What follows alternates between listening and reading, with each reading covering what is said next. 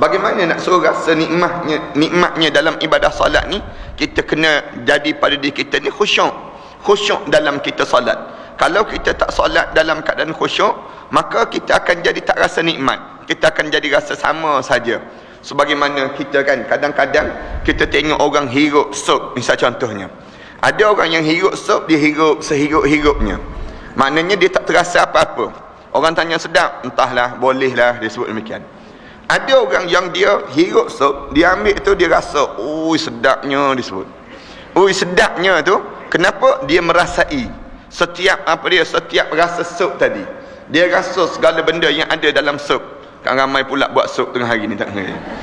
Nak sebutnya dia rasa setiap nikmat yang terdapat dalam sup tadi. Kenapa? Kerana sedap.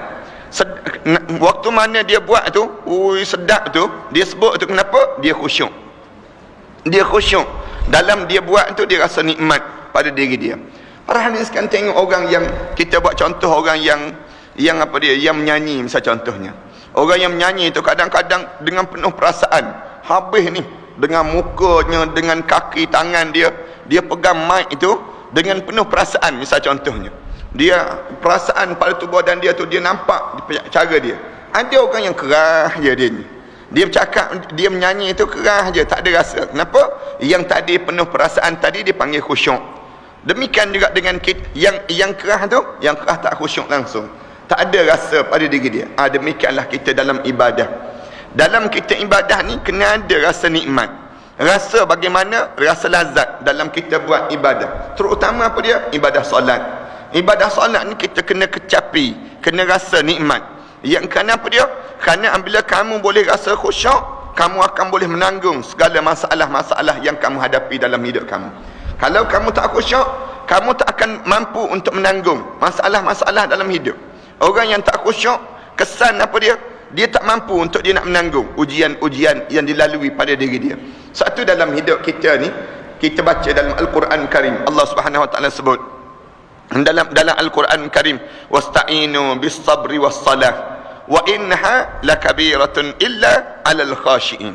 Allah Subhanahu Wa Taala ajar, wasta'inu bis sabri was salah, pohonlah pertolongan pada Allah dengan sabar dan juga sembahyang. Wasta'inu bis sabri was salah, kamu kena pohon pertolongan, minta tolong dengan Allah ni dengan sabar dan sembahyang. Kerana apa dia? Wa innaha lakabiratun illa 'alal khashiin. Semua masalah yang kamu hadapi ni semua berat. Allah sebut wa innaha lakabirah, benda yang kamu tanggung ini besar. Benda yang kamu hadapi ni bukan hadapi main-main, tidak.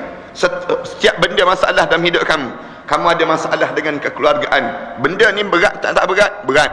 Kamu ada masalah dengan jiran tetangga, benda ni berat tak berat? Berat. Segala benda yang kita tanggung ni kita berat. Masalah dengan anak-anak, masalah dengan menantu, masalah dengan mertua, masalah dalam hidup ni semualah kabirah. Semua benda yang berat-berat semua yang kamu hadapi. Kamu hadapi ujian fitnah, ujian caci maki ni, berat tak berat? Berat. Oleh kerana berat, dia akan jadi ringan kepada apa dia? Illa 'alal khashiin, kepada orang yang khusyuk dalam sembahyang mereka. Kalau kamu jadi khusyuk, kamu sembahyang khusyuk, kamu akan rasa ringan segala masalah-masalah yang kamu hadapi dalam hidup kamu. Yang pertama. Yang kedua, kenapa kena khusyuk ni? Anak nak sebut sikit. Kenapa kita kena khusyuk dalam solat kita ni? Kerana ni simbol kejayaan. Orang yang berjaya ni bukan orang yang rumah besar, tak. Orang berjaya ni bukan orang yang gaji dia banyak, tak. Orang yang berjaya ni bukan orang yang dia mempunyai pengaruh yang ramai, tak. Tapi orang yang berjaya, orang yang khusyuk dalam solat dia. Qad aflahal mu'minun alladzina hum fi salatihim khashi'un. Allah sebut di antara sesungguhnya telah berjayalah orang. Qad aflahal mu'minun. Aflah maknanya paling-paling berjaya. Orang yang paling berjaya di kalangan kamu ni apa dia? Orang mukmin. Orang yang bagaimana yang paling berjaya ni? Alladzina hum fi salatihim khashi'un. Yang dalam sembahyang mereka jadi khusyuk dalam sembahyang mereka. Jadi khusyuk tersebut menjadi besar dalam hidup seseorang. Apabila seseorang ni dalam keadaan yang dia khusyuk, dia boleh jaga khusyuk dia, maka orang ni lah orang yang paling berjaya dalam ibadah dia kepada Allah Subhanahu Wa Taala ni sendiri.